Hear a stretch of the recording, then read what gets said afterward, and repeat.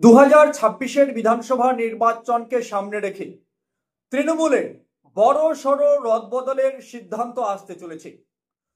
রাজ্যের শাসক দল তৃণমূল কংগ্রেসের আগামী 27শে ফেব্রুয়ারি নেতাজি ইন্ডোর স্টেডিয়ামে রাজ্যের মুখ্যমন্ত্রী তথা দলনেত্রী মমতা বন্দ্যোপাধ্যায়ের নেতৃত্বে অনুষ্ঠিত হতে চলেছে রাজ্য সম্মেলন। আর সেই রাজ্য সম্মেলনে প্রধান বক্তা হিসেবে উপস্থিত থাকছেন বাংলার মুখ্যমন্ত্রী তথা তৃণমূল নেত্রী মমতা বন্দ্যোপাধ্যায়। ঠিক এদিন কি বিভিন্ন স্তরের সাংগঠনিক রদবদলের বিষয়টা উঠে আসবে? এদিন কি ঘোষণা করা হবে কোন জেলার জেলা সভাপতির দায়িত্বে কে থাকছেন, কোন ব্লকের ব্লক প্রেসিডেন্ট বা ব্লক সভাপতির দায়িত্বে কে থাকছেন, কোন অঞ্চলের অঞ্চল সভাপতি বা অঞ্চল প্রেসিডেন্টের দায়িত্বে কে থাকছেন, এ বিষয়টা কি ঘোষণা হবে? সেদিকেই লক্ষ্য রয়েছে সকলের। তবে একটা বিষয় পরিষ্কার, রাজ্য জুড়ে তৃণমূল যখন সাংগঠনিকভাবে একটা বৃহত্তর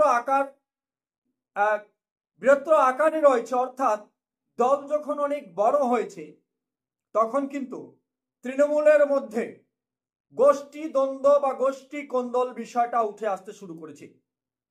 কোনো কোনো জায়গায় বিধায়কের আলাদা গোষ্ঠী এবং ব্লক প্রেসিডেন্টের আলাদা গোষ্ঠী, কোনো কোনো জায়গায় পৌরসভা সিস্টেমের আলাদা গোষ্ঠী, বিধায়কের আলাদা গোষ্ঠী, পৌরপিতার আলাদা গোষ্ঠী, এইভাবেই কিন্তু দল জর্জরিত। আর সমস্ত বিষয়ের দিকে নজর ছিল মমতা বন্দ্যোপাধ্যায়ের।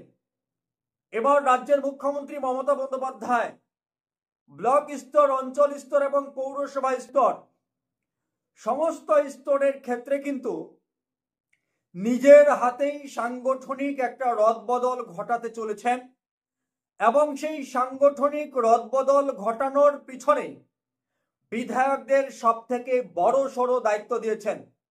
কারণ ইতিপূর্বেই মমতা বন্দ্যোপাধ্যায় ঘোষণা করেছিলেন এবং বিধায়কদের জানিয়ে দিয়েছিলেন যে আগামী 25শে ফেব্রুয়ারির মধ্যে রাজ্যের মন্ত্রী অরূপ বিশ্বাসের হাতে 3টি করে নাম জমা দিতে হবে। বিধায়ক প্যাডে 3টি করে নাম জমা দিতে হবে। সেই 3টা নামের মধ্যে যে কোনো একজনকে ব্লক প্রেসিডেন্ট করা হবে।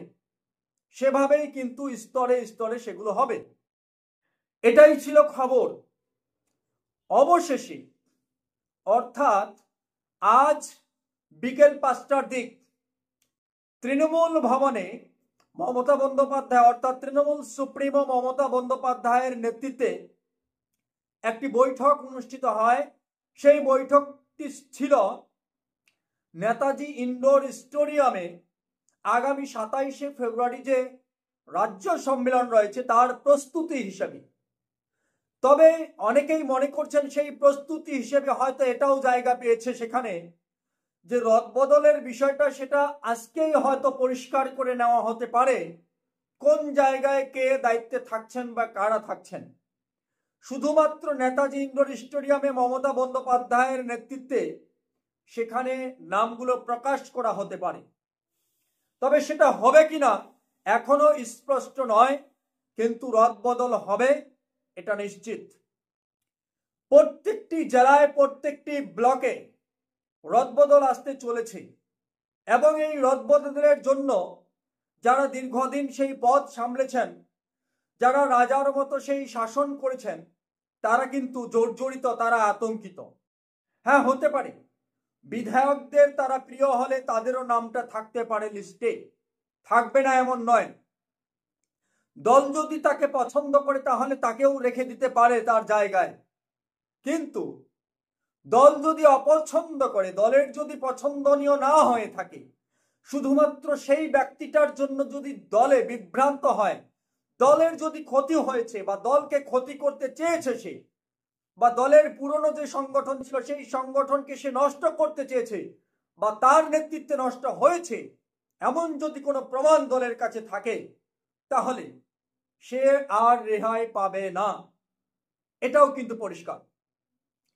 তবে সম্পূর্ণটাই কিন্তু দলের উপরে নির্ভর করছে। এবং আগামী 27 তারিখের দিকে লক্ষ্য সকলের থাকছে সেখানে কি হবে আর কি হবে না, কার নামটি উঠে আসবে। যদি ঘোষণা করা হয় ব্লক প্রেসিডেন্টদের বা জেলা প্রেসিডেন্টদের, তাহলে কার নাম থাকবে জেলা প্রেসিডেন্ট পদে, কোন জেলায় কে দায়িত্বে থাকতে পারেন, কোন ব্লকে কে দায়িত্বে থাকতে পারেন, সেদিকেই লক্ষ্য থাকছে সকলে।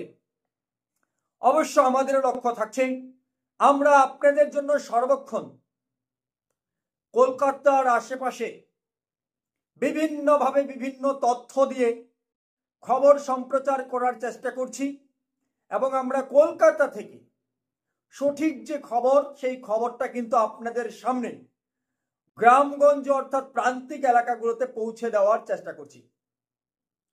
শেষ করছি আপাতত, পরবর্তী আপডেট থাকবে। সকলেই ভালো থাকবেন, সুস্থ থাকবেন।